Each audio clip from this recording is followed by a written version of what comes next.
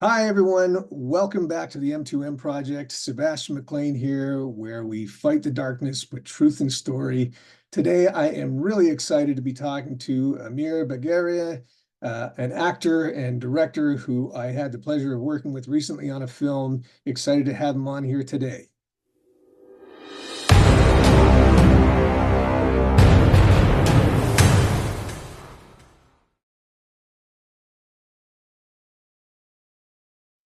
Amir, welcome to the show. Hey Sebastian, thank you so much for having me. Really excited to be here. Great, great. Well, look, I wasn't 100% sure which direction to take everything today because there's so much stuff that you've done. I mean, you've done acting work, you've done directing work. I think you've done producing and writing as well. So I guess I'll just start right off with it and find out what your path has been going from being an actor to a director. And I wasn't sure about the other hats. So if you could maybe fill us in on how you've kind of entered into whatever those might be. Of course. So I started as a professional actor when I was 14 years old. The way I started, a friend of mine, his mother, was sort of involved in the acting community, and she sent me a link to the casting call for Degrassi. It was an open casting call with Larissa Mayer, and I sent in a self tape. They happened to really like it, and they asked me to audition. And I went in and auditioned and ended up being lucky enough to get on the show, and that started the snowball effect of my acting career. In terms of directing and writing and producing, directing and producing really couldn't have started unless I went on the endeavor of developing a screenplay. And that's how writing began. Writing. So that all began with writing, and writing began really actually as just a means to act. I think within this industry, obviously we're at the mercy of being employed by, you know, other individuals or entities. But advice that I had taken to heart when I was a lot younger in the acting industry was one has to be able to create opportunities for themselves. And, again, instead of waiting for the perfect screenplay to pass my desk, I just decided to start developing my own. Yeah, and then I definitely would consider. I guess now I'm a writer director. Producer, I don't know. I don't. I wouldn't consider myself the greatest producer. That comes out of the just necessity of having to do that, especially on your first picture. But yes, that's kind of how we got here. It started as actor, then writer, and then producer director. Yeah, it's interesting. I don't know if you're like me in that regard. I'm sure it sounds like you probably are to some degree. Like I got interested in acting because of the characters I was watching that inspired me as a kid. You know, you watching a variety of films and then as I got into the world of acting, I don't know, you have this little fantasy that someone's maybe going to just grab you and throw you in exactly the kind of character you'd want to play. But you Yes. still end up playing interesting characters. It's not always the what you had in mind though. And the only way to really get there for most people anyway, if they're going to at all, is to write these characters that you're passionate about. And Yeah. if you're lucky, someone sees you doing something that you've put yourself in that way, and then they're like, "Oh, well, we've got another one of those kinds of stories, or what have you." And I guess it's a maturing process in a way, if you want to put it that way, where you realize you really have to grab the bull by the horns and start to create those characters yourself, or you could Mhm. end up being a tomato in a salad commercial, I like to say. That's yeah, yeah, it's true, and I'm glad that you mentioned that because it's I think it's a good point in terms of all the hats that one wears when working in the industry. I think it's like it's such a the most important hat to wear is that of just a fan, or even a consumer of just as much, whether it be film or television, or even just like general interviews of people you admire, that you can, and being a sponge. I think that's how how one is able to create things that feel not just authentic, but I think up to standard and up to what people are used to. Yeah, yeah. Well, and Hmm. actually that makes me think of a question I was going to ask you later, but I think I'm just going to ask it off the top because it's kind Sure. of relevant to what we're discussing, which is when you undertook to start writing, or probably even before that, but I guess this is where that goes. Was there like a philosophy or a type of story that really uh, was driving you into kind of what you ultimately wanted to be the legacy of the types of stories that you tell? I mean, I know we always have to compromise a little bit on that. We get to do other people's great stories and everything, but the idea being that if you could wave a magic wand, so to speak, and represent a certain type of message or story through the content that you'd love to leave as a legacy, what would that ideally be for you? I'm inclined to break it down because I think there's, you know, the specificity of what you want versus what you'd be okay with. I think, like in an ideal world, and going back to your point of emulating your own heroes, like I think movies to me were always as a young boy were just like it was always about action movies. Like if I was watching Transformers or something, like, and people were talking, I'd be like, oh, I don't want to watch a talking scene.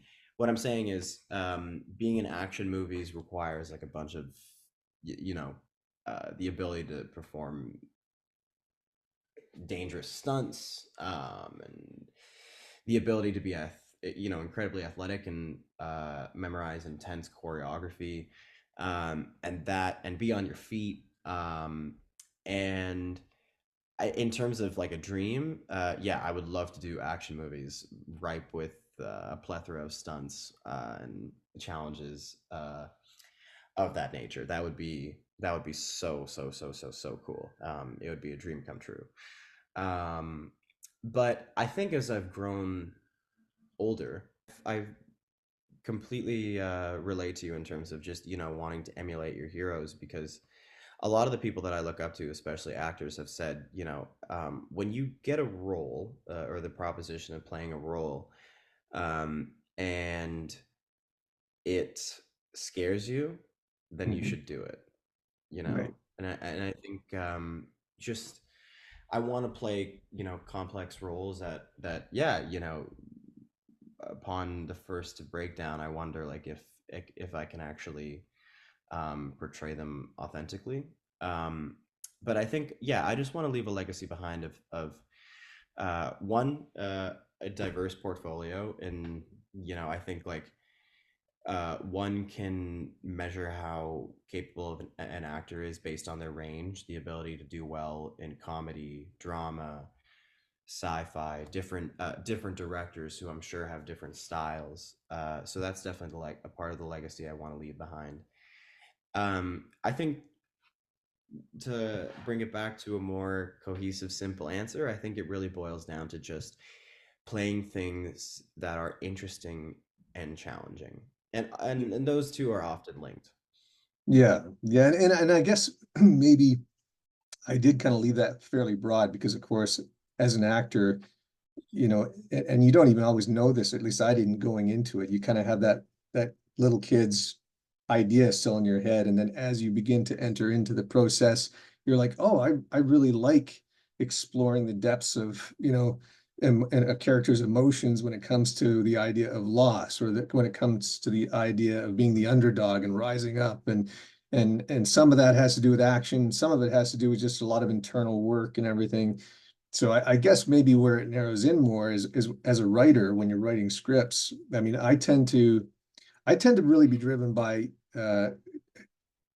developing stories that are metaphors either for personal discovery or maybe even more kind of contextualizing, for lack of a better way of putting it, maybe spiritual revelation, but not in a way of being kind of preachy, but just it's like how sci-fi explored the possibilities of something, or how you know you look at higher consciousness and things like that, you could get into all kinds of esoteric stuff. But then there was a film like I guess K-Pax comes to mind kind of quickly. I'm Mm, not sure where that would rank in my rankings, but it's kind of asking the question of, is this guy's mind just a little bit messed up, or is he authentic? And that kind of, aspect of revelation, or when someone finds themselves in an unknown territory, but there's a metaphor there mm, for the journey of discovery, and whether it's one's own capacities as a being that needs to rise to a new level, kind of spiritually but physically as well. They need to go from a defeatist attitude to a conquering attitude or whatever. But these are all kinds of you know built around principles that have kind of a spiritual leaning. So I tend to, mm. that's what drives me. Whereas I guess other people, maybe they came up from poverty and they've done really well, but that journey really spoke to them. So I guess maybe that's what I meant when I was saying, are there underlying themes or messages that kind of drive you when you're creating these ideal story worlds in your scripts, maybe? And I I could guess, wrote. but I'm throwing it out there at you. I'm curious. Well, I'm a little curious to hear your guesses, actually. Oh, sure. Yeah. Well, I mean, because I know you've been involved in the MMA world, and you've just Hmm. mentioned your interest in action films and things like that. But I also know, and I don't want to dig in too deeply until I get your kind of green light on this later in the conversation, but some of the You got stories it. you're dealing with kind of do deal with that fighter's spirit and kind of being the one that one may not expect would rise to the occasion, but does. So those kinds of Mm. overcomer kind of stories and those fighter stories are kind of seem to be at least part of what drives what you write about. And it may be broader than that. There might be more to the story than that. I guess that's where I would sum up what I think I know. Interesting. Okay. I think, at the moment, I've only completed one screenplay, which is the one that we just brought to life. But as I start contemplating future endeavors, I think they always say, write what you know. And right now, I think what just comes out of me naturally are things that have to do with coming of age and the male ego. I think those are two things that just, I don't know, just end up being a part of the stories that I feel compelled to write. Without getting into too much detail, I don't want to necessarily jump the gun on the things that I'm trying to do, but I think it really just boils down to that because of, again, like that being so synonymous with myself and the life that I've lived. Um, and I think there is a a genuine goal to perhaps leave a message to the next like young person who's watching something that I did, uh, because I spent a lot of time uh, in my teen years just like up, in the middle of the night watching movies, and I didn't really I felt alone, but I didn't feel alone because I had those movies. And I really took to heart a lot of the things that I learned from them. So I definitely have that in mind, that image of the next generation watching what it is that I'm doing, and um, I don't take that lightly. Um, but yeah, I think what I have been noticing coming just pouring out of me is yeah, a depiction of yeah, coming of age and being a young male, Yeah. because that's what I Yeah. know. It's a complex topic, and I know what you're saying. I don't want to go too far down that rabbit trail, but I know, there's an element of, especially in the boy's coming of age story, but harnessing his drive and his ego, and kind of the good in that, and the dangers that come with it too. Like there's a lot of spillover when you need that fighter spirit to kind of um, Yes. develop something out of yourself and to build something. And at the same time, that ego that kind of is behind that too can get out of control. So it lends itself to some rather remarkable stories about sensitivity, strength, fight, humility, all those things. And Mm-hmm. that's a really interesting combination of topics to cover. I was just gonna say, I think it's so like I kind of it's like it just makes me think of Martin Scorsese. I feel like Martin Scorsese most of the time ends up telling the same story, and I don't think that's through any fault or desire of his own. I think it just kind of it's a it must be a part of him. It must be just something that is so ingrained in his psyche. But every Martin Scorsese movie just ends up again, like dealing with the male ego, usually New York, and um, it usually has to do with a character whose pride ends up being their downfall, which is a very common trope. Like no spoilers, I guess. Like what, Breaking Bad has been out there for a long time. If you haven't seen it by now, that's what happens. Yes. It's another classic example of yeah, just one's pride being their downfall. And that's not an uncommon story beat in life either. Mhm. Yeah. Yeah, no, Mhm. exactly. And also how much I guess that's a cover for, insecurity as well. Like Mhm. especially when you're young, you only have this physical vehicle you're walking around in, and your naivete and and the kind of maybe an Yep. unfounded amount of confidence. And a lot of people who are looking at that with more experience excuse that when you're younger to some extent. And I'm not talking about you, I'm just saying generally, um, the idea that, you have to kind of go through this process of using that part of your ego to get somewhere. It's the momentum you Mhm. kind of have, and you Mhm. know, try, fail, try again. That's sort of the modicum of someone who's starting out, and you do have to have a lot of chutzpah, as some cultures like to say it, uh, to do that, and that's in and of itself is a kind of strength that, but it needs temperance as well. Like you say, you've got to, a person's got to know how to measure that boldness with a little bit of wisdom, especially over time. And so yeah, Yeah. yeah, again, makes for interesting characters. But maybe what I can do is put some context around why I'm asking these questions in advance. Because I mean, I wanted to ask you what we can talk about regarding this film we just worked on together, and you've put in a lot more time on it than I have because I was only there for 5 days. But can I bring that to the forefront in this conversation? Is it safe to, because I know there are sometimes limitations on what can be said. Yeah, we just worked on a project called Gentle Barbarians, and it's about two